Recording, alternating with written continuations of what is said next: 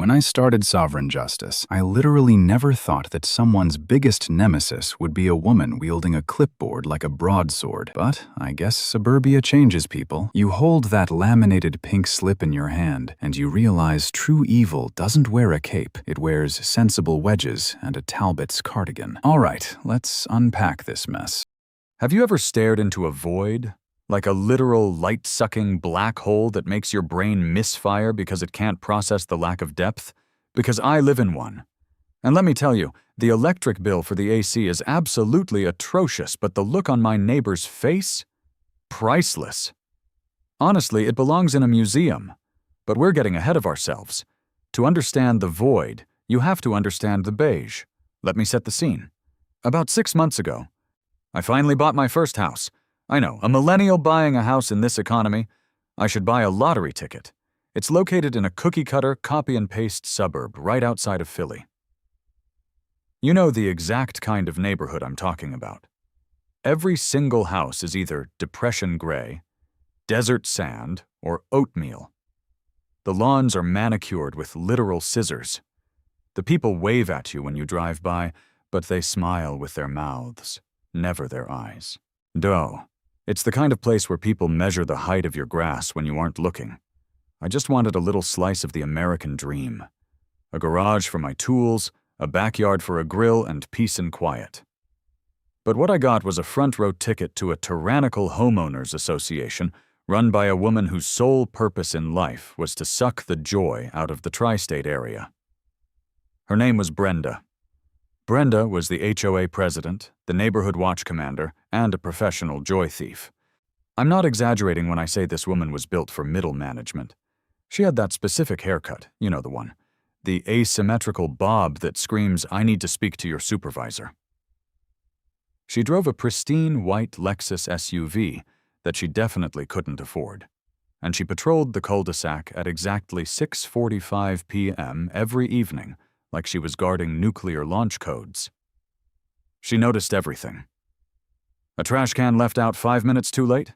Citation. A hose not coiled perfectly? Citation. My sin, the unforgivable crime that set this entire chain of malicious compliance into motion, I painted my front door. That's it. I didn't paint it with offensive slogans. I didn't paint it neon pink. I didn't install a flashing neon sign. I went to the hardware store. I looked at all the sad, muted exterior swatches, and I rebelled. I bought a can of exterior paint in a shade called Caribbean Oasis. It was a cheerful, vibrant teal. Just a pop of color to make my little slice of suburbia feel like, I don't know, mine. It was a Saturday morning. The sun was shining. The birds were singing. I had my favorite podcast playing on a Bluetooth speaker, and I was carefully cutting in the edges around the doorknob. I was barely putting the lid back on the paint can, admiring my handiwork, when I heard it. Clack, clack, clack. The aggressive sound of sensible heels marching up my concrete driveway. "Excuse me," a voice squawked. It sounded like a seagull fighting over a French fry in a retail parking lot. I turned around, paintbrush in hand, wiping a smudge of teal off my forehead with the back of my wrist. "Hey there, Brenda, right? I'm the new guy at 42. We haven't formally met yet, I don't think. I know exactly who you are," she interrupted, stopping abruptly at the edge of my porch. She didn't extend a hand. She didn't smile. She just pointed a manicured, acrylic nail at my freshly painted door like it was an explosive device. "What is that?" I looked at the door. I looked back at her. "It's a door," I said, blinking. "I use it to go inside, keeps the drafts out, keeps the raccoons in the yard. You know how it is." "Do not be smart with me," she snapped, her eyes narrowing into little slits of an unadulterated HOA fury. "That color is a visual assault. It is an eyesore. It's not on the approved beige to slightly darker beige spectrum. We have strict architectural standards in the Whispering Pines community. This is a vivid, unauthorized modification of the exterior facade." I sighed, putting the paintbrush down on the drop cloth. "It's teal, Brenda. It's just teal. It's not radiating gamma rays. It's not hurting anyone. It's hurting my property value." she countered, stepping 1 foot onto my porch. When I look out my kitchen window, I have to see that monstrosity. So, you didn't submit a design alteration form to the architectural committee. Brenda, I am the architectural committee of my own house. I own it. You own the structure. You signed the covenants. She reached into her clipboard. Yes, she actually carried a clipboard on a Saturday morning and ripped off a pink slip of carbon paper. She practically shoved it into my chest. You are officially in violation. You have exactly 48 hours to remedy this situation. I took the slip. It felt heavy with bureaucratic nonsense. Remedy it how? By painting it back to sad oatmeal? The bylaws clearly state, she recited, entirely from memory, which honestly sent a chill down my spine, that all exterior surfaces, including doors, shutters, and trim, must be an approved, non-vivid, light-absorbing neutral tone. If you don't comply by Monday morning, you will be fined $50 a day, every day, until it is fixed. Have a blessed weekend. She spun on her heel. Her bob perfectly holding its shape against the wind, and marched back to her fortress of beige next door. I stood there on my porch, holding the pink slip. I looked at my beautiful, cheerful teal door, and then I looked at the citation. An approved, non-vivid, light-absorbing neutral tone. I took a deep breath. I could have just gone back to the store. I could have bought a can of brown paint. I could have rolled over and let the HOA win on week 2 of my residency. But you guys know me. You know what this channel is about. I don't roll over. When someone digs a line in the sand, I bring an excavator and dig a trench. I went inside, threw my paintbrush in the sink, and opened my laptop. I wasn't just going to repaint my door. I was going to give Brenda exactly what she asked for. She wanted a light-absorbing neutral tone. I was going to give her the most light-absorbing neutral tone known to modern science. Have you guys ever heard of ultra-black acrylics? I started falling down a massive internet rabbit hole. Things like Musu Black, Black 3.0, or those Vantablack derivatives. These aren't just dark colors.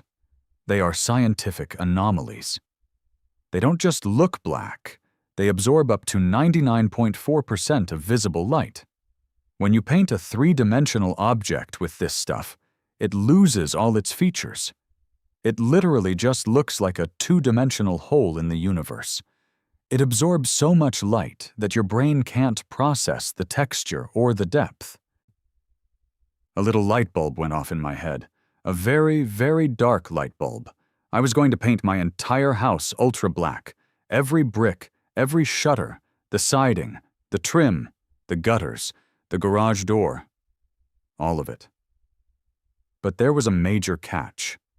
I knew Brenda. I knew the HOA. If I just painted my house black, they would find another loophole.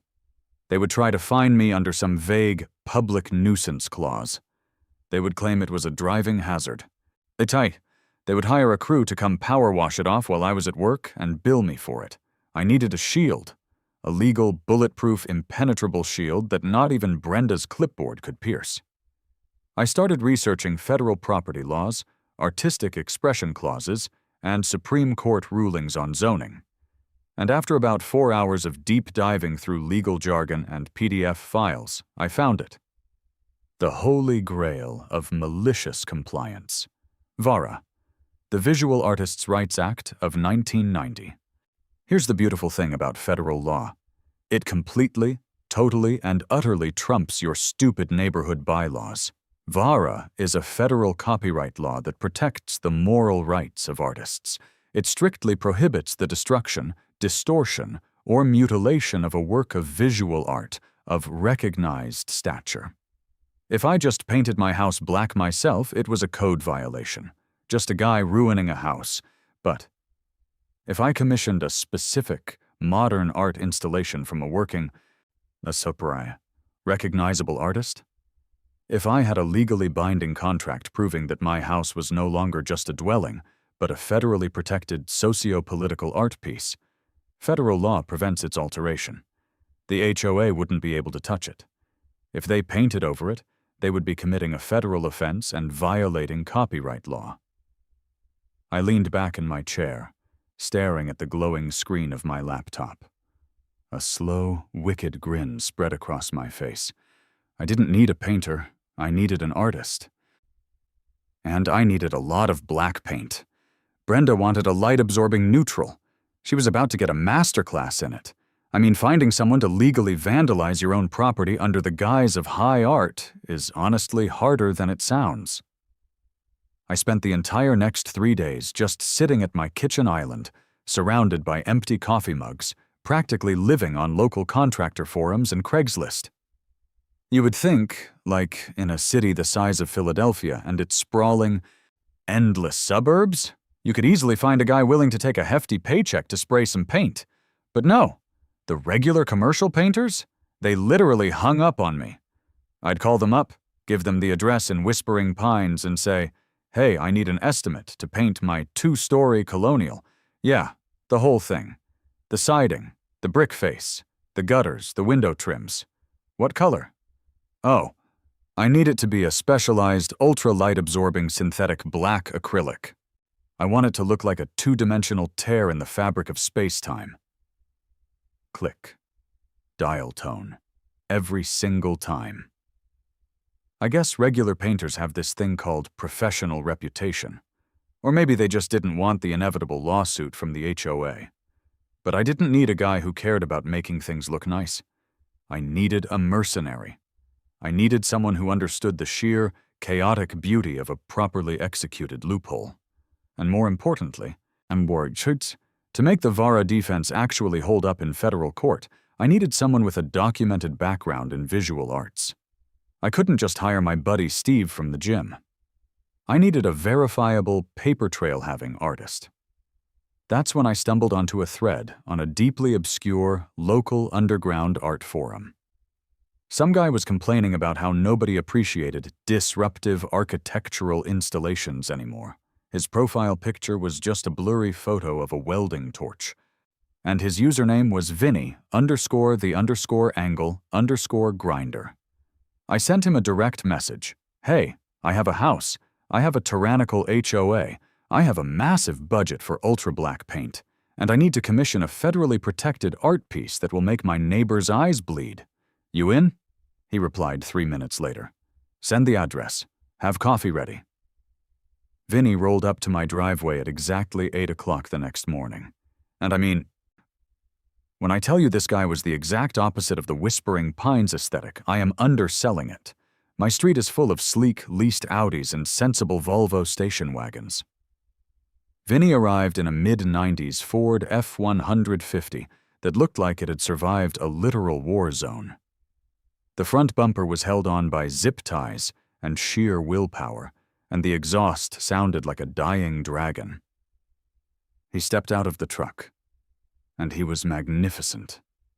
He was maybe 5'5", built like a fire hydrant, and covered neck to wrist in faded, incredibly intricate tattoos. He was wearing steel-toed boots that had seen better decades, paint-splattered cargo pants, and a faded black t-shirt. He slammed the truck door, which rattled the entire vehicle, pulled a pack of unfiltered cigarettes from his pocket, lit one, and took a long, slow drag while staring up at my house. I walked down the driveway, holding 2 mugs of black coffee. "Vinny?" "Yeah?" he rasped. "Bo." His voice sounded like he gargled gravel for breakfast. He took one of the mugs from me without looking away from the house. "So, this is the canvas." "This is it," I said, sipping my coffee. Vinny took another drag, blowing the smoke out of his nose like a bull. "It's very beige. It's aggressively, offensively beige. It makes me want to gauge my own eyes out just looking at the trim." "That's exactly how I feel," I laughed. "And that's why it has to go." Vinny finally turned to look at me. "I read your message. You want ultra black. You want the void. You know that stuff is expensive, right? And it's a nightmare to apply. We're not talking about rolling on some semi-gloss from Home Depot. We are talking about highly volatile synthetic polymers. It requires a specialized HVLP spray system, hazmat respirators, and perfect weather conditions. If it rains while it's curing, it streaks. If the humidity is too high, it bubbles. I don't care about the logistics or the cost. Honestly, I told him, looking over at Brenda's house, where her pristine white curtains had just twitched. I knew she was watching us. I care about the result. Can you do it? Vinny smirked. I went to art school for 2 years before they kicked me out for building a welded scrap metal sculpture in the dean's parking spot. I can paint your house black. But you mentioned something in your message about a legal shield, a federal protection? Right. Let's go inside. I need to show you the paperwork. We walked into my kitchen, and I pulled out the stack of documents I had drafted with a buddy of mine who actually went to law school. I laid them out on the counter. Okay, so here's the deal, I explained, tapping the top page. The HOA has a strict rule about light-absorbing neutral tones. They think that means gray or tan. I am choosing to interpret that as literally absorbing all light. But to stop them from fining me or hiring someone to paint over it, we are going to use the Visual Artists' Rights Act of 1990. Vinny picked up the document, his eyes scanning the legal jargon. VARA. I remember learning about this in an art history seminar. It protects a piece of art from being destroyed or altered without the artist's permission. Exactly, I grinned. But the art has to be of recognized stature, and it has to be created by an artist. That's you. On paper, I am not hiring you as a contractor to paint my house. I am commissioning you as an independent visual artist to create a site-specific, socio-political installation. A socio-political installation, Vinny repeated, a dark, chaotic glee starting to build in his eyes. Yes, we are going to title the piece The Death of Suburbia. It is a commentary on the soul-crushing conformity and homogenization of the modern American housing market, by stripping the structure of its defining features and reducing it to a silhouette. The artist, you, are forcing the viewer to confront the emptiness of their own suburban existence. Vinny stared at me for a long time. The cigarette burned down dangerously close to his fingers. He slowly stubbed it out in a saucer on my counter. Bro, Vinny whispered, sounding genuinely moved. That is the most pretentious, beautiful, legally weaponized load of absolute garbage I have ever heard in my entire life. I love it. Where do I sign? I handed him a pen. Right there. Now, legally, I need to pay you an artist's commission fee, separate from the cost of materials, and you retain the moral copyright. If anyone from the HOA comes onto my property and tries to apply a roller of beige paint to this house, they aren't just vandalizing my property. They are mutilating your federally protected artwork, and we can sue them in federal court for damages up to $150,000. Vinny signed the paper with a flourish, his signature looking like a jagged slash of ink. I'm going to need an advance for the materials. Getting enough true ultra-black acrylic to cover a 2-story colonial is going to require freight shipping. I have a guy in New Jersey who imports the industrial stuff used for lining telescopes and aerospace equipment. It eats light. It's like staring into the deep ocean. But it's not cheap. I'll wire you the money today, I said without hesitation.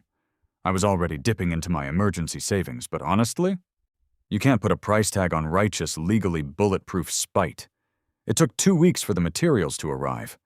And let me tell you, the HOA was already getting restless. Brenda had sent me 2 more pink slips just for having Vinny's truck parked in my driveway for more than 4 hours at a time, claiming it was an unsightly commercial vehicle.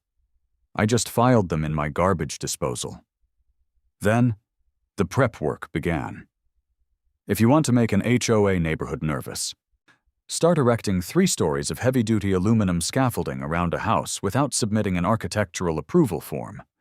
Vinny brought a crew of 2 other guys who looked like they were in a hardcore punk band. They spent 3 days completely encasing my house in scaffolding.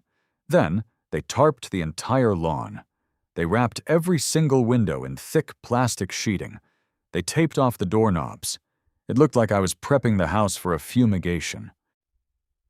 Or maybe to cook industrial quantities of illegal substances. Brenda was losing her absolute mind. She was pacing the property line like a caged tiger. I was sitting on a lawn chair in my garage, drinking a sparkling water, when she finally snapped and marched over. "What is going on here?" she demanded, her voice shrill enough to shatter glass.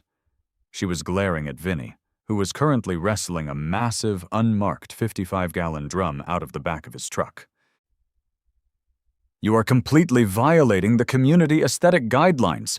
I have not received a single form for this construction. What are you doing to the exterior?" I smiled, taking a slow sip of my water. "Just following your orders, Brenda. You told me to remedy the vivid door issue. I'm remedying it." "With scaffolding?" she shrieked. "Are you replacing the siding?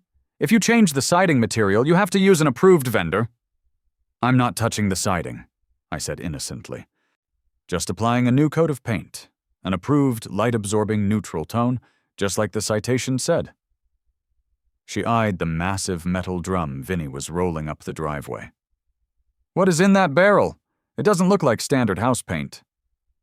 "It's a custom mix," I replied. "Very high quality.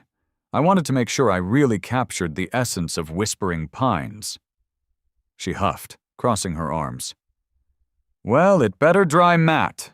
If it's glossy, I'm citing you again." She stormed off. Vinny walked over to me, wiping sweat from his forehead. He looked at Brenda's retreating back and shook his head. "She has no idea what's about to happen to her, does she?" "None," I smiled. "When do we spray?" "Tomorrow morning," Vinny said, patting the 55-gallon drum. "The humidity is supposed to drop, and the sun will be out. Perfect curing weather. We start at 6 a.m. I barely slept that night. I felt like a kid on Christmas Eve, waiting for a highly toxic, light-devouring Santa Claus. At exactly 6 a.m., the compressor fired up. It sounded like a massive diesel engine turning over. I walked outside with my coffee. Vinny and his crew were already suited up. And when I say suited up, I mean they looked like they were walking onto the set of a sci-fi Contagion movie. Full white Tyvek hazmat suits, heavy-duty rubber gloves, taped at the wrists and ankles, and full-face, dual-cartridge respirators. Vinny gave me a thumbs up from the top of the scaffolding. He unholstered the commercial HVLP spray gun. It was connected to a thick hose that trailed all the way down to the drum. He squeezed the trigger. The first thing that hit me was the smell. It was incredibly sharp, a mixture of heavy solvents and something that smelled weirdly like ozone. It was the smell of pure, unadulterated chemistry. Then, the paint hit the brick. It was jarring. I don't know how else to describe it. When you paint a wall, Vantablack, you usually see the wet sheen of the paint rolling over the texture of the surface. You see the brush strokes or the spray pattern catching the morning light. Not with this stuff. The moment the ultra-black polymer made contact with the beige brick, the brick simply ceased to exist visually. It didn't look painted. It looked like someone had taken a digital eraser in a photo editing software and just deleted a chunk of reality. The texture vanished. The mortar lines vanished. Vinny moved methodically, sweeping the spray gun back and forth in wide, even arcs, and wherever the gun pointed, the void followed. It was hypnotic. By 9 a.m., the entire right side of the house was gone. I mean, it was still physically there, but my brain couldn't compute it. Standing in the driveway, looking up at the second story, there were no shadows. The eaves didn't cast a shadow on the siding because there was no light bouncing back to create contrast. It was a flat, terrifying, and absolute black cutout against the bright blue morning sky. People started noticing. It was Saturday morning, prime dog-walking time in Whispering Pines. Neighbors would stroll down the sidewalk, sipping their lattes, and then just freeze. I watched a guy walking a golden retriever literally stop mid-step, take his sunglasses off, rub his eyes, and stare. The dog started whining and refused to walk past my property line, clearly confused by the massive, lightless monolith that had suddenly appeared in its territory. Vinny worked down the front facade. He painted over the beige shutters. He painted over the white trim. He painted over the white gutters. He even painted over my beautiful, vibrant teal front door. Every single architectural detail was swallowed by the abyss. I was sitting on my lawn chair, completely transfixed, when I heard the unmistakable sound of a screen door slamming violently open next door. I didn't even have to turn my head. I knew who it was. "What in the name of God is that?" Brenda was standing on her porch, wearing a pink terrycloth bathrobe, a mug of tea trembling in her hand. She wasn't glaring this time. She looked genuinely horrified. She was staring at the side of my house, trying to comprehend the sheer lack of visual information her retinas were processing. Vinny paused his spraying, letting off the trigger. The compressor hummed loudly in the background. He looked down from the scaffolding, his face completely obscured by the respirator mask, looking like an alien entity descending from the void. I stood up, stretched my arms, and walked to the edge of the property line. "Morning, Brenda," I called out cheerfully over the hum of the machinery. "What do you think? It's a custom neutral tone, just like you asked." She stepped off her porch, walking slowly toward the property line, like she was approaching a wild animal.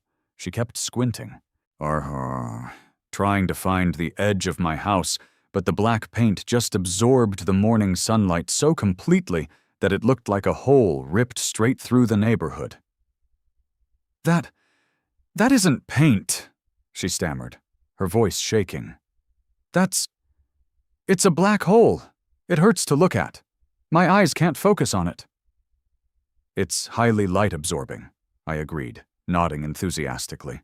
"You specifically mandated a light-absorbing neutral. I figured, Uriesturians, why settle for absorbing 50% of the light when I can absorb 99.4% of it? I'm just trying to be a team player, Brenda, keeping the community standards high." "You stop this instantly!" she screamed, suddenly finding her rage again. Her face turned a mottled, furious red. "You are defacing this neighborhood. I am calling the police. I am calling the board. I will have you arrested for vandalism." She spun around and ran back into her house.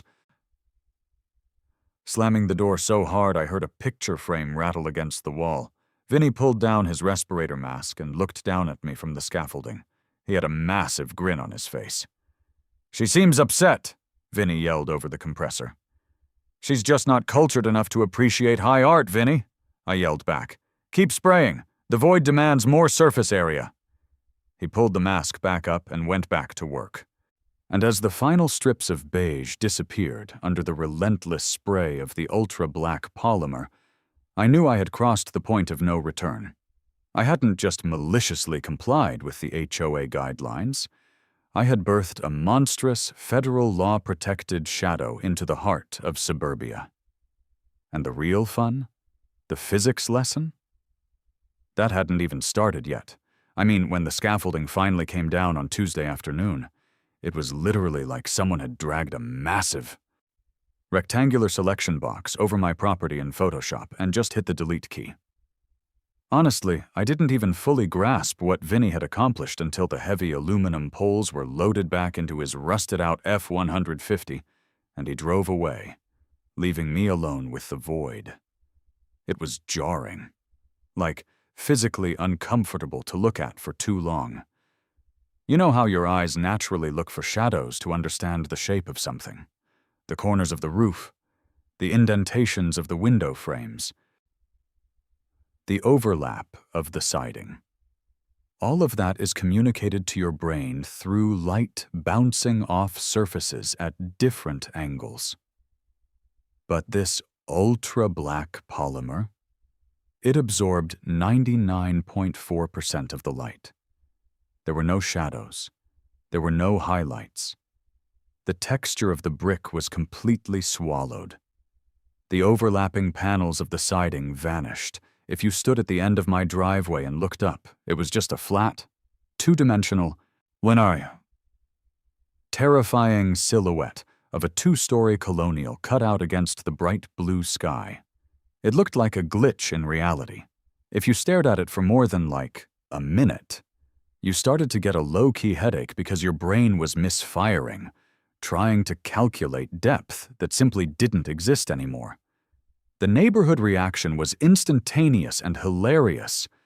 I was sitting on my lawn chair, which I had to carefully move into the grass because if I put it too close to the black wall, I literally couldn't tell how far away the wall was, and I just watched the chaos unfold. An Amazon delivery driver pulled up in his gray van. He grabbed a small cardboard box, started walking up my driveway while looking down at his phone, and then he just stopped. He looked up. He dropped his phone. He literally stumbled backward, blinking rapidly, like he thought he was having a stroke. He ended up leaving the package at the very edge of the driveway, completely refusing to walk up the steps to the porch. I couldn't even blame him. Without shadows, you couldn't actually see the steps. You just had to trust that they were there. Even the wildlife was freaked out. I watched a robin swoop down toward my gutters, probably looking for a place to build a nest. It got about 3 feet away, realized the light was completely dead in that direction, panicked, and aggressively banked left, crashing into a rhododendron bush. It was a masterpiece. Honestly, Vinny deserved a medal. But Brenda? Brenda did not think it was a masterpiece. I guess she had spent the last 3 days pacing her living room, peering through her blinds, watching the scaffolding go up and down. Because about 20 minutes after Vinny left, I heard the sirens. Not just one siren, two. 2 local police cruisers came flying around the cul-de-sac, their red and blue lights flashing, reflecting brightly off the pristine white siding of Brenda's house. And reflecting absolutely 0 light off mine. They slammed into park right in front of my driveway. Brenda burst out of her front door before the cops even had their cars turned off. She was practically vibrating with rage, her asymmetrical bob bouncing aggressively, clutching her phone in one hand and her stupid HOA clipboard in the other. Over here, officers!" she squawked, waving her arms frantically. The doors of the lead cruiser opened, and out stepped Officer Miller. I knew Miller's face the second I saw him. He looked like a man who was deeply, fundamentally exhausted. He was probably 10 years away from retirement, vastly underpaid, and just wanted to finish his shift so he could go eat a donut in peace. He had bags under his eyes that could carry groceries. His rookie partner stepped out of the other side, looking young and confused. Miller adjusted his utility belt, took off his aviator sunglasses, and sighed heavily. He walked up to the property line, stopping right next to Brenda. "All right, ma'am," Miller grumbled, pulling out a small notepad. "We got a call about a 10 on 59, severe vandalism and a public disturbance." "Who is destroying, what?" He trailed off. He looked past Brenda.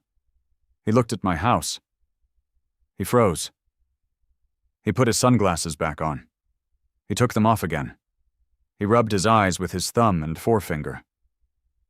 What am I looking at?" Miller muttered, his voice dropping an octave. "Exactly!" Brenda shrieked, pointing an accusatory finger at the void. "Look at it. It's a monstrosity. It's aggressive. He vandalized the entire neighborhood. It hurts my eyes to look at it." I figured this was my cue. I casually strolled down the driveway, seemingly appearing out of thin air from the black background. "Afternoon, officers," I smiled, waving pleasantly. "Is there a problem?" Miller jumped slightly, clearly startled by my sudden emergence from the 2-dimensional shadow.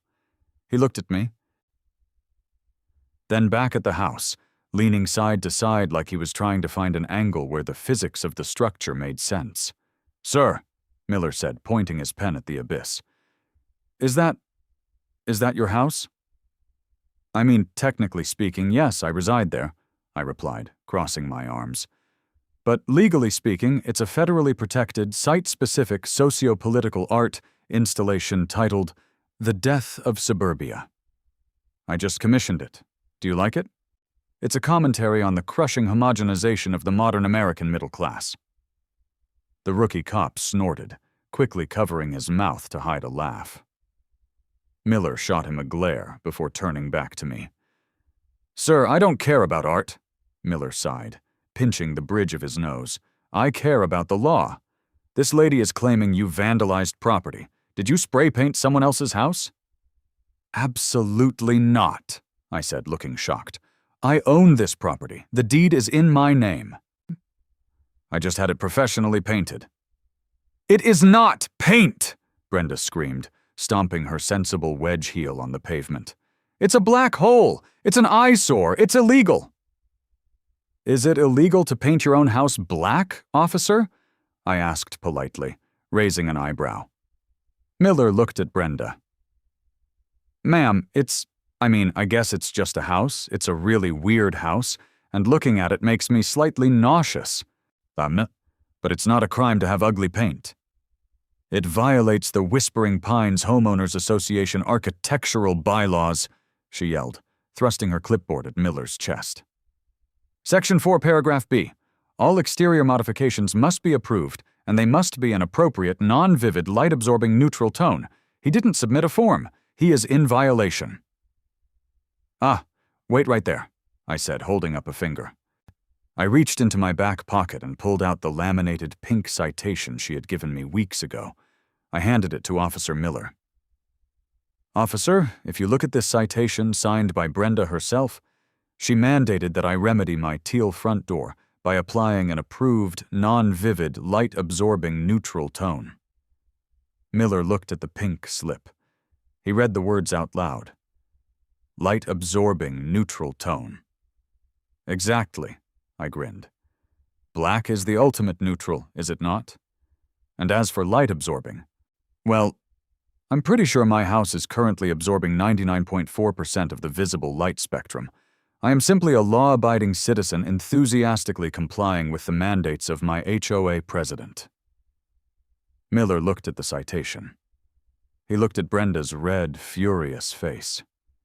Then he looked back at my house, which was currently swallowing a beam of afternoon sunlight without a single trace of a reflection.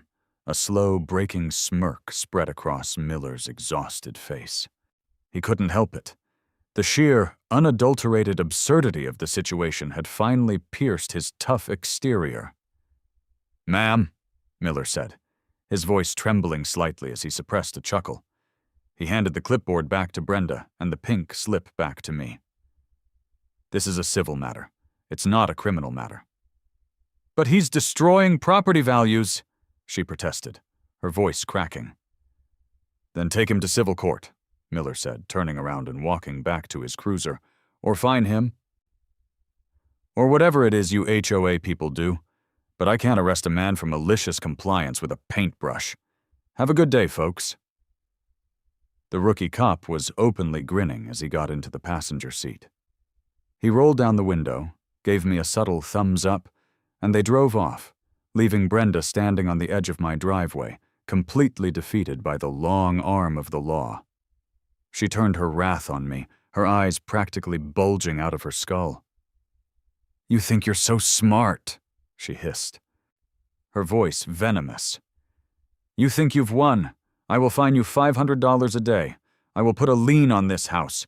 I will force you to power wash that demonic filth off your siding if I have to hire the crew myself."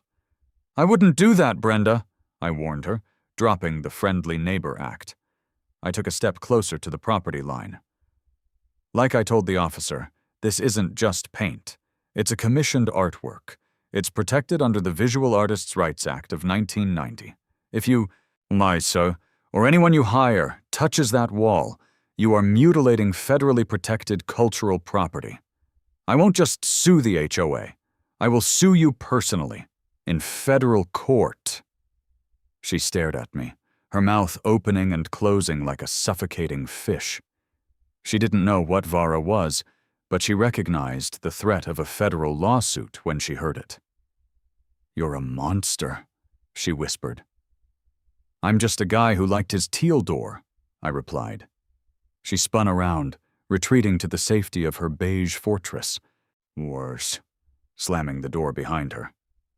I stood there, victorious, staring into the absolute void of my new home. I had won the battle. The cops were gone, the legal trap was set, and the HOA was powerless to touch my house. But honestly, the real chaos hadn't even started yet. Because as I stood there in the late afternoon sun, I noticed something. The ambient air temperature around my house felt warm, unusually warm, like standing next to a massive dark asphalt parking lot in the middle of summer. The void wasn't just absorbing light, it was absorbing heat, and the weather forecast for July was calling for a record-breaking 100-degree heat wave. I mean, if you have never experienced the middle of July in the greater Philadelphia area, I genuinely don't know how to properly explain it to you. It is not just hot.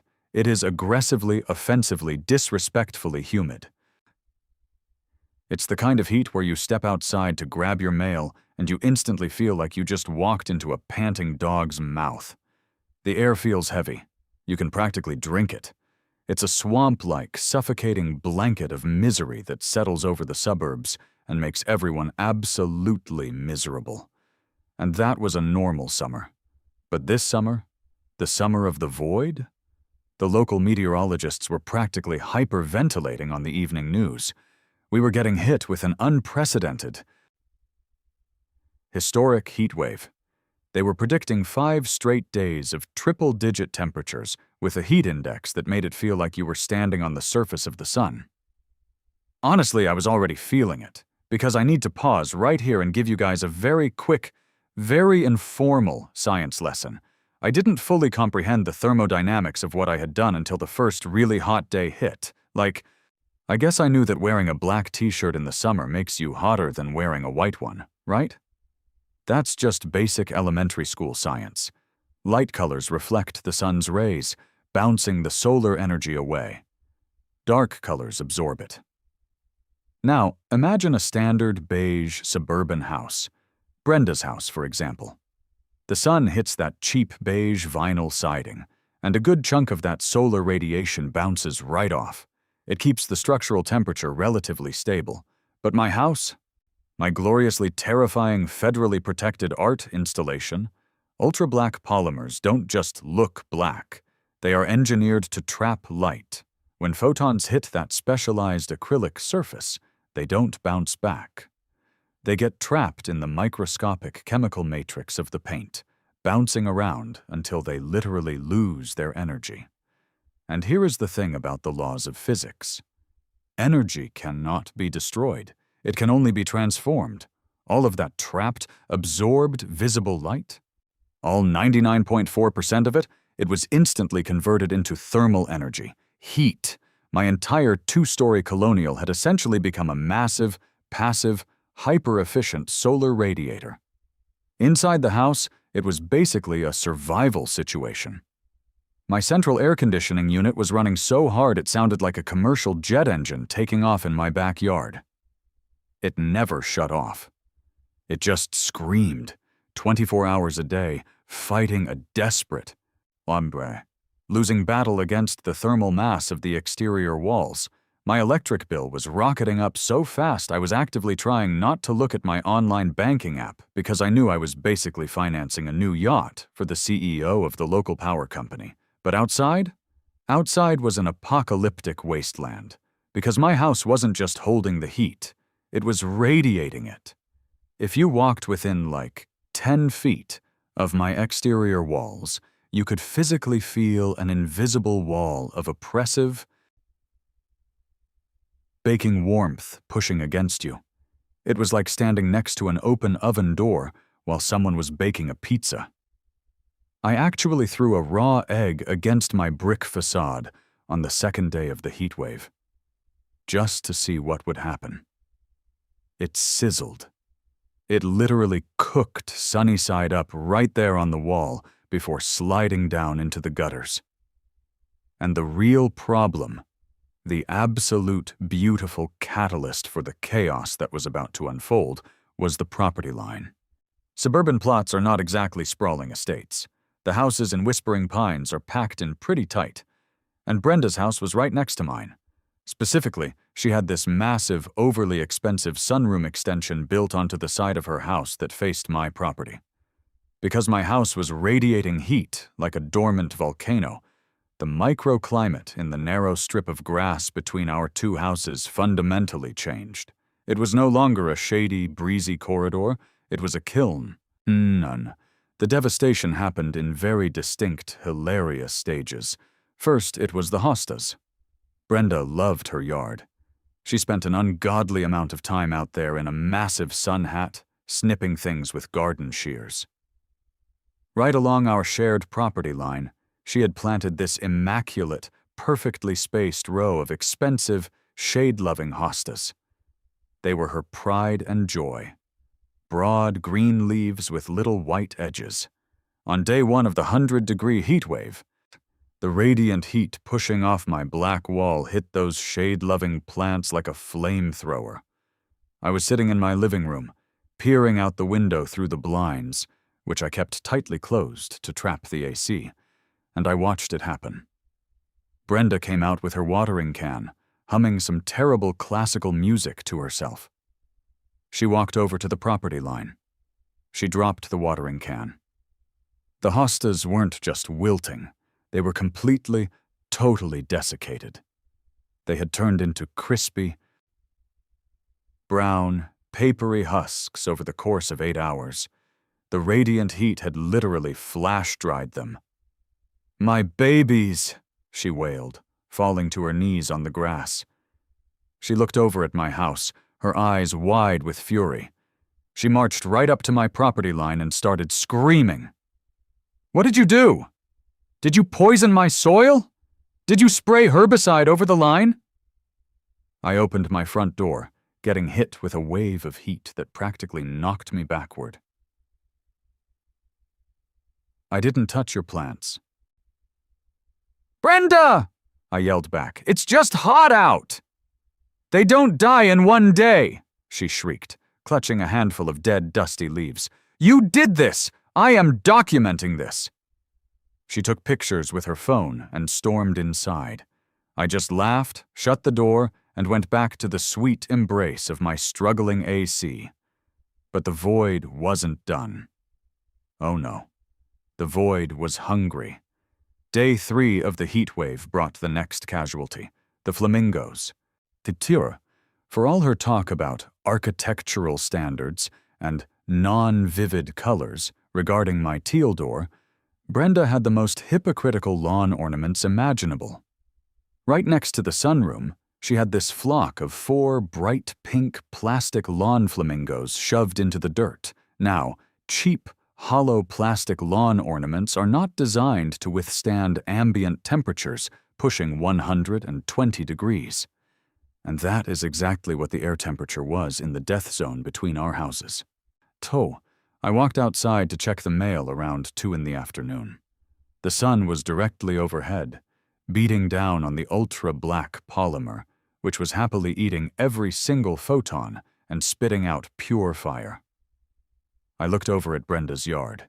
The flamingos were bowing. I am not making this up. It was like looking at a surrealist Salvador Dali painting right there in suburbia. The intense, radiating heat had softened the cheap pink plastic of their skinny little legs. They were slowly, dramatically sagging. One of them was completely bent in half, its plastic beak resting gently in the grass like it was taking a nap. Another one was leaning so far back it looked like it was trying to do the limbo. I literally had to pull my phone out and take a video because I knew nobody would ever believe me. Brenda came outside to get her mail a few minutes later. She saw the flamingos. She stopped dead in her tracks. She didn't even yell this time.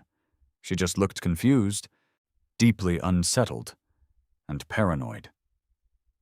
She walked over to the melted plastic birds, poked one of the sagging necks, and then slowly turned her head to look at my massive, featureless black wall.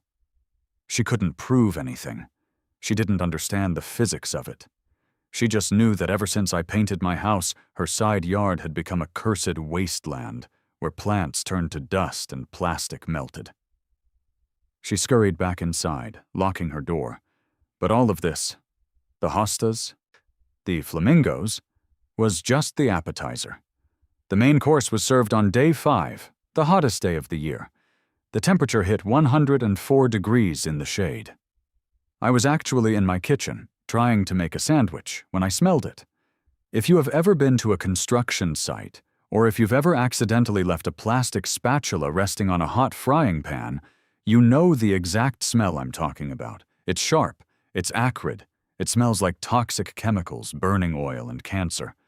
It's the unmistakable, horrible scent of melting vinyl. I stopped spreading mayo on my bread. I sniffed the air. The smell was seeping in through the vents. I put the knife down, walked to my front door, and stepped out onto the porch. The heat hit me like a physical punch to the chest. The air outside was so hot, it was actually shimmering above the asphalt driveway. I looked toward the property line. I looked at Brenda's massive, expensive sunroom extension. I literally gasped. Brenda's sunroom was clad in standard, contractor-grade beige vinyl siding. It's the stuff they slap on millions of houses across the country because it's cheap and easy to install. But vinyl siding has a critical weakness. It has a glass transition temperature, the point where it stops being rigid and starts becoming soft and pliable, of around 160 degrees Fahrenheit. Normally, the side of a house never gets that hot, even in direct sunlight. But Brenda's sunroom wasn't just in direct sunlight. It was parked less than 10 feet away from a 2-story wall of ultra-black paint that was currently operating as an industrial-grade thermal radiator. The ambient heat trapped in that narrow corridor, combined with the direct sunlight, had pushed the temperature of the air against her siding well past the breaking point. Her house was melting. It was the most beautiful, horrifying, hilarious thing I have ever witnessed. It wasn't dripping like liquid. It was warping. The long, horizontal panels of beige vinyl were expanding from the heat. But because they were nailed into the framing, they had nowhere to go. So they buckled. The panels popped off their locking tracks. They started to droop, sagging downward in these massive, heavy waves. It looked exactly like a beige marshmallow that you had left too close to the campfire. The smooth, flat facade of her sunroom now looked like a melted candle. You could actually hear it. A faint, continuous pop-pop creak sound as the plastic expanded and contorted, pulling the nails right out of the wood beneath it. I stood there, totally paralyzed, just watching hundreds, maybe thousands of dollars of property damage happen in ultra-slow motion. And then, the front door of Brenda's house flew open. She marched out, wearing her HOA president cardigan despite the blistering heat. She had a tape measure in her hand, probably coming out to try and sight me for my grass being a millimeter too long. She turned the corner. She looked at her sunroom. The clipboard dropped from her hand. It clattered onto the concrete driveway. She let out a sound that I can only describe as a mixture between a dying pterodactyl and a tea kettle boiling over. It was a high-pitched, vibrating shriek of absolute, unfiltered horror. "My house!" she screamed, her voice echoing off the cul-de-sac. "My house is melting!" She ran toward the sunroom, throwing her hands up, instinctively trying to push the drooping, warped siding back into place, but the plastic was incredibly hot. She snatched her hands back with a yelp, shaking her fingers. She whipped around to face me. If looks could literally kill, I would have been struck by lightning right there on my porch. Her face was purple. The veins in her neck were bulging. She didn't look like a suburban HOA president anymore. She looked like a rabid animal backed into a corner. "You!" she bellowed, stomping furiously towards the property line. But she didn't cross it. The invisible wall of heat radiating off my black wall actually forced her to stop a few feet short. She was sweating profusely, her perfectly styled bob frizzing up in the humidity. "Look what you did! Look at my house! You destroyed it!" "I am standing on my porch, Brenda," I said calmly, crossing my arms over my chest. "I haven't touched your house." "Your paint!" she shrieked, pointing wildly at my black wall. "That demonic, illegal filth you sprayed all over your house. It's radiating heat. You literally melted my siding. It's warped. It's ruined. Do you have any idea how much a sunroom extension costs?" "I honestly have no idea," I replied, keeping my voice perfectly level. "But I do know that my house is currently fully compliant with the light-absorbing mandate you personally handed me." "I am suing you!" she screamed, tears of absolute rage welling up in her eyes. "I am taking you to court.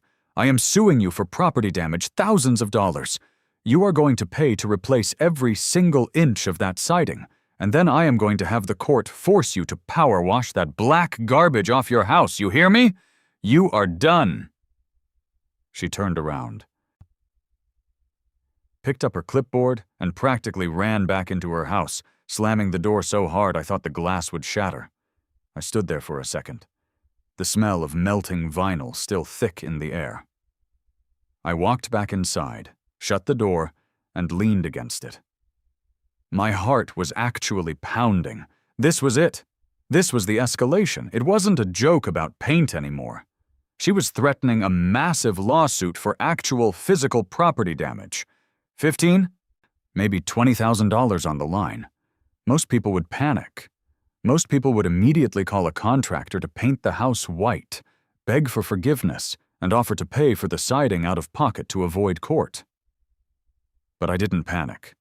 I walked into my home office, opened the bottom drawer of my filing cabinet, and pulled out the large, rolled-up city surveyor maps I had ordered 3 weeks ago when this whole thing started. I unrolled them on my desk, tracing my finger along the property lines, specifically looking at the municipal setback zones. I looked at the blueprints, I looked at the numbers, and I started laughing. I laughed so hard my ribs hurt.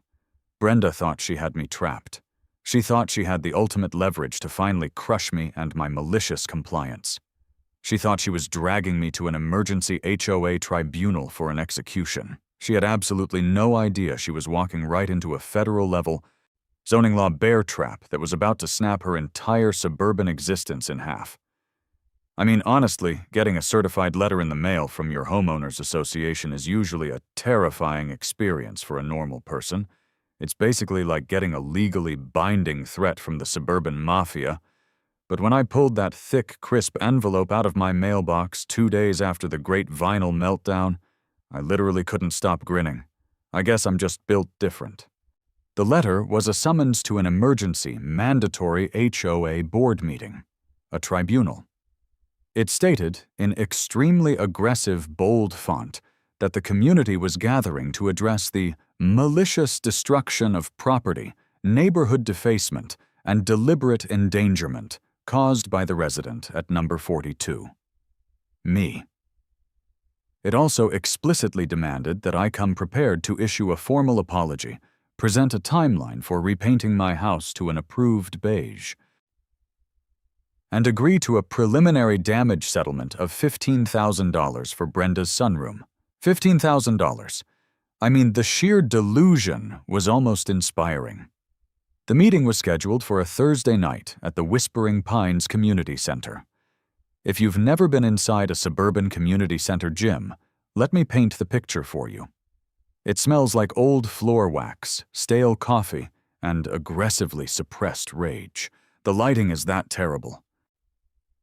Humming fluorescent yellow that makes everyone look like they have jaundice. When I walked through the double doors, holding my leather messenger bag, the tension in the room was so thick you could have literally cut it with a chainsaw.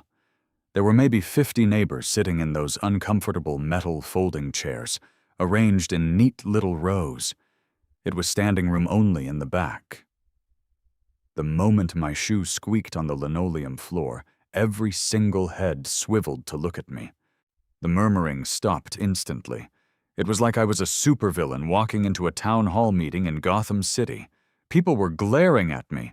One woman actually pulled her purse closer to her chest like I was going to rob her. At the front of the gym, sitting behind a long folding table covered in a cheap plastic tablecloth, was the HOA board.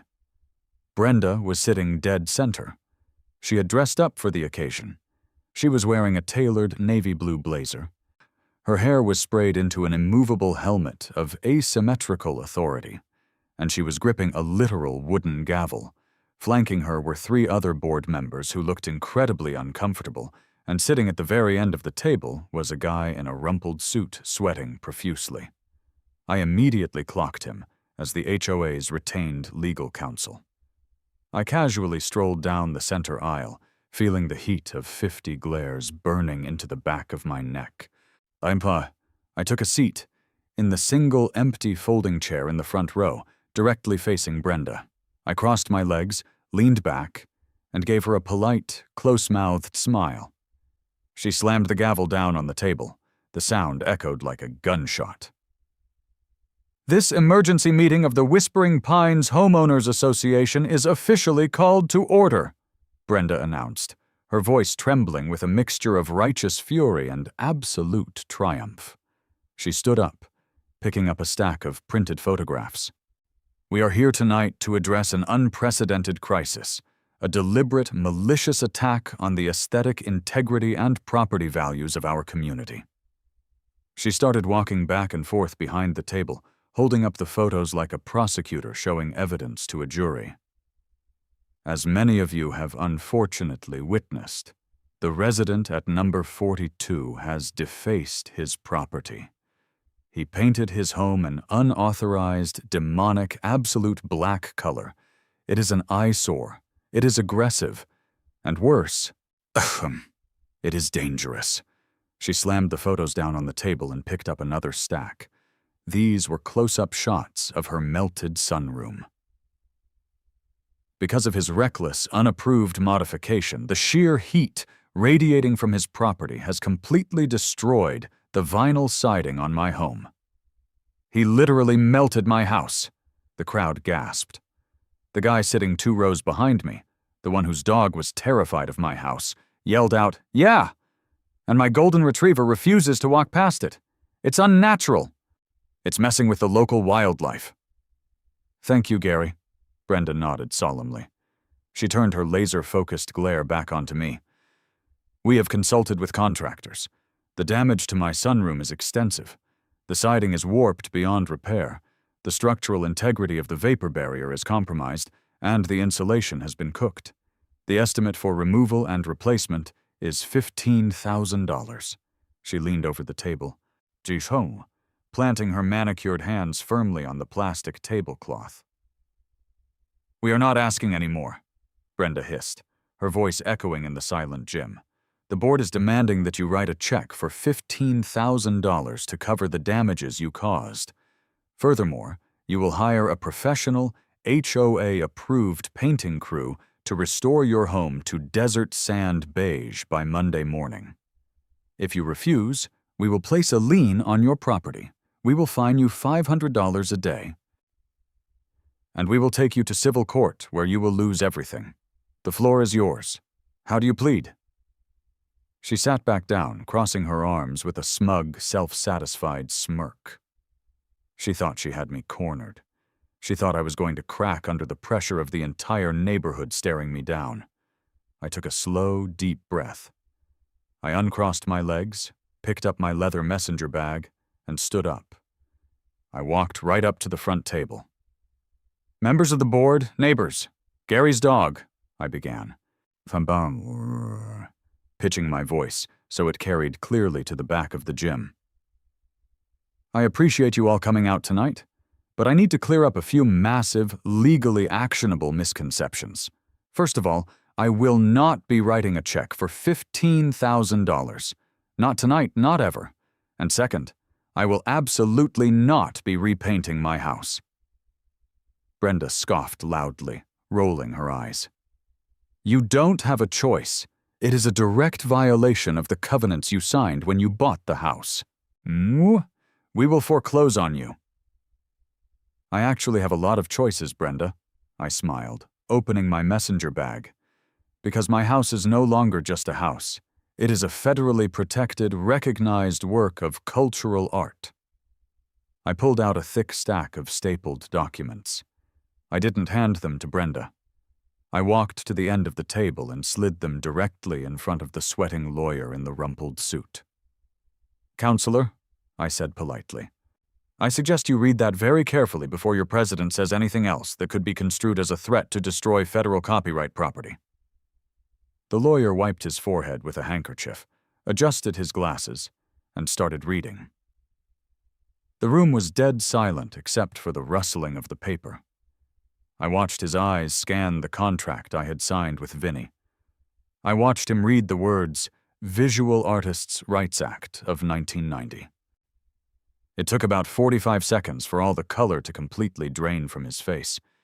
He looked like he had just eaten a bad clam. "What is this?" Brenda snapped, reaching for the papers.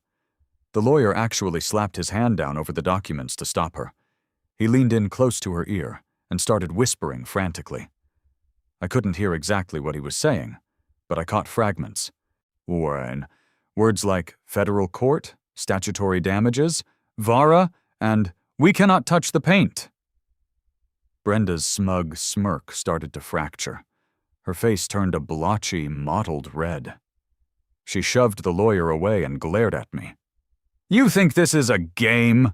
she spat. "You think you can just hire a thug with a spray gun, call it art, and ignore the rules we all have to live by?" "I'm not ignoring the rules, Brenda," I said, leaning casually against the edge of their table. "I am complying with them. You gave me a citation. You demanded a light-absorbing neutral tone. I just took it to its logical, scientific conclusion. The federal art protection is just an insurance policy. It's to ensure that nobody in this room gets any bright ideas about hiring a crew to power wash my property while I'm at work." The crowd was starting to murmur now. They were confused. They had come to see an execution, and instead the guy on the chopping block was casually explaining copyright law. "Fine," Brenda yelled, slamming her hands on the table again, desperately trying to regain control of the room. "Let's say, for the sake of argument, that we can't force you to repaint the house. Fine. You can live in your hideous black hole. But that does not absolve you of liability for the physical damage your stunt caused to my property. Your house radiated the heat that melted my siding.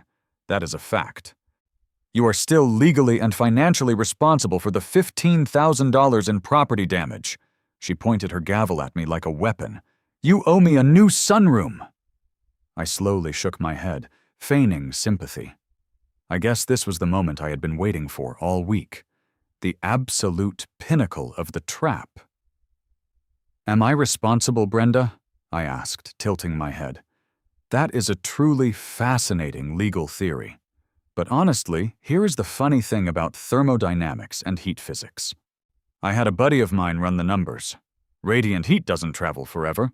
It dissipates exponentially over distance. I reached back into my messenger bag. "If my house was radiating heat," I continued, pacing slowly in front of the table like a defense attorney giving a closing argument, "that heat would drop off significantly with every foot of air it traveled through. Even at the absolute maximum thermal output of ultra-black polymer on a 104-degree day, the ambient air temperature hitting your siding couldn't possibly have reached the glass transition point of vinyl." I pulled out a large, rolled-up, heavy-stock piece of paper. I slapped it down on the table, unrolling it right over Brenda's carefully arranged photographs. "Unless your house was illegally built inside the municipal easement zone." Dead, suffocating silence fell over the community center gym. You could have heard a pin drop. The humming of the fluorescent lights suddenly seemed incredibly loud. Brenda looked down at the paper. It was a municipal surveyor's map of our cul-de-sac, stamped and certified by the city clerk's office. "You see," I said, my voice cutting through the silence like a knife. I tapped my finger firmly on the line dividing our two properties. Whispering Pines might have its own cute little HOA bylaws about paint colors and trash cans, but the city of Philadelphia has actual, legally binding zoning laws. And the municipal zoning code mandates a strict, non-negotiable 8-foot setback from the property line for any structural additions. I looked up, making direct eye contact with Brenda. Her eyes were wide, and she looked like she might actually throw up. If your sunroom had been legally built 8 feet away from the property line, Brenda, it wouldn't have melted. It would have just been slightly warm to the touch. The heat would have dissipated. But it melted like a cheap candle because it's not 8 feet away. It's only 5 feet away. I turned to face the 50 neighbors sitting in the folding chairs. I raised my voice so the people in the back could hear every single word. Brenda's massive $40,000 sunroom extension was built 3 feet over the legal municipal setback line. She never got a city permit for it.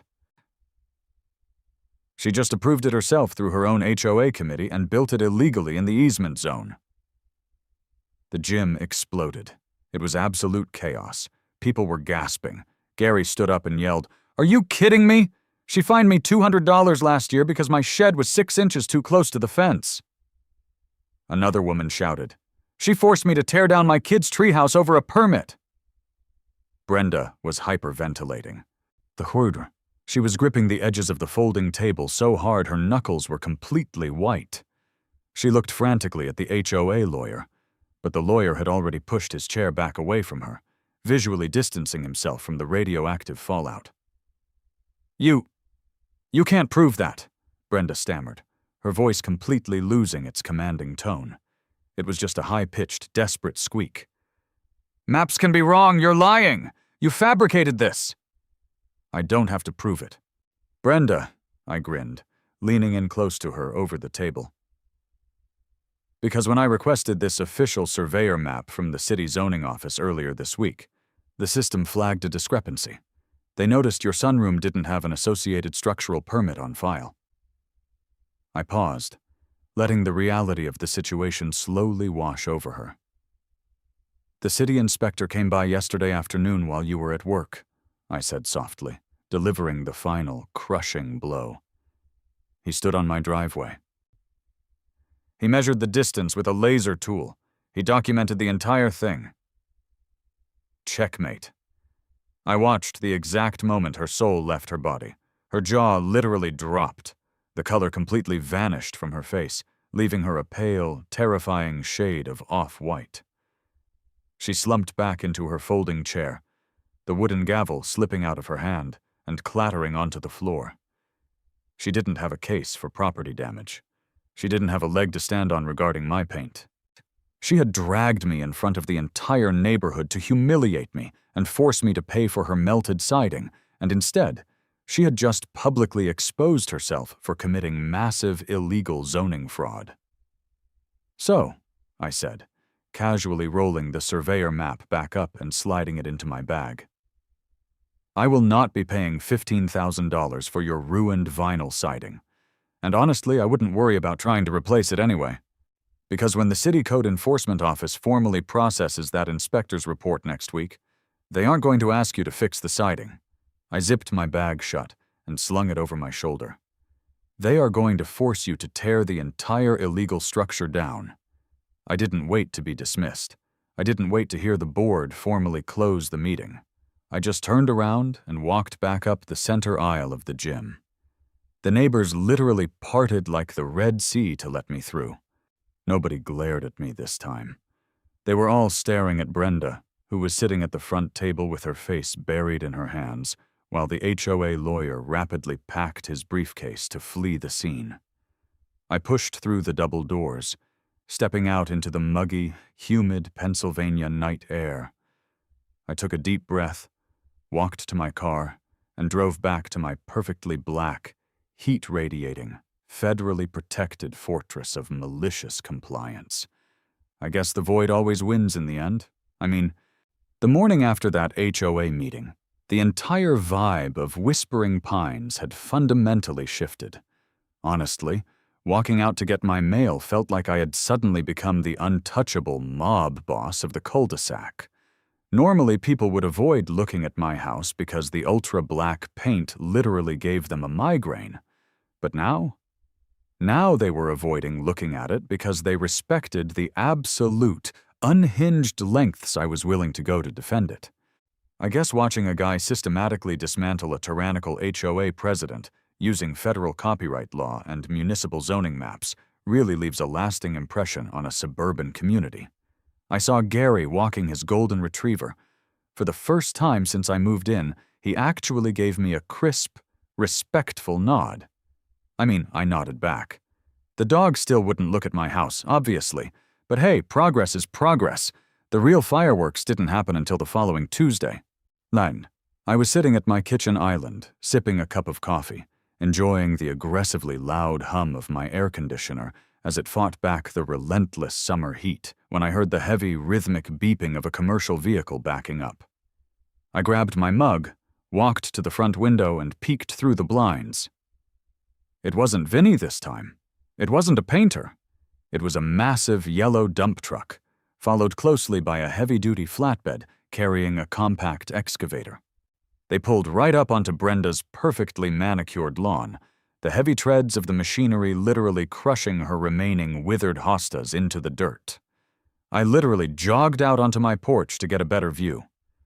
A guy in a bright orange safety vest and a hard hat hopped out of the truck with a clipboard. He walked up to Brenda's front door and knocked. A few seconds later, Brenda opened the door. She wasn't wearing her crisp, authoritative navy blue blazer.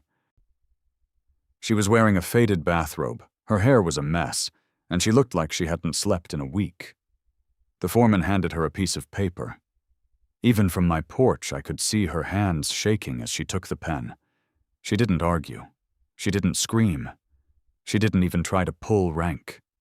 She just signed the municipal demolition order, handed the clipboard back, turned around, and shut the door. Honestly, it was almost sad. Almost. But then I remembered the $50 a day fines and the way she threatened to sue me into bankruptcy over a teal door, and the sympathy just instantly evaporated into the humid air. The demolition crew wasted zero time. They didn't even try to salvage the warped, melted beige vinyl siding. They just brought the excavator right up to the edge of the property line. The operator maneuvered the metal claw, positioned it over the roof of the illegal $40,000 sunroom extension. Oh! And just crushed it. Crack! The sound of the wood framing splintering echoed through the entire neighborhood. Glass shattered. I watched the metal teeth of the excavator rip through the roof shingles like it was tearing into paper. The screech of the metal tearing the vinyl, the way the cheap drywall basically exploded into a cloud of white dust that plumed into the air. It was incredible. I honestly considered going back inside to make popcorn. The foreman was just standing there with his hands on his hips, totally unfazed, shouting directions over the roar of the diesel engine. They were brutal. They didn't care about the custom blinds or the ceiling fan inside. They just smashed the entire structure flat. I stood there on my porch, leaning against the wooden railing, just watching this beautiful, chaotic symphony of municipal justice play out. It took them less than 4 hours to completely level it. They scooped the debris into the dump truck, leaving behind nothing but a jagged, ugly scar on the side of Brenda's house where the sunroom used to connect, and a massive patch of dead dirt where her foundation had been poured directly over the easement line. Talk about an expensive lesson in hubris.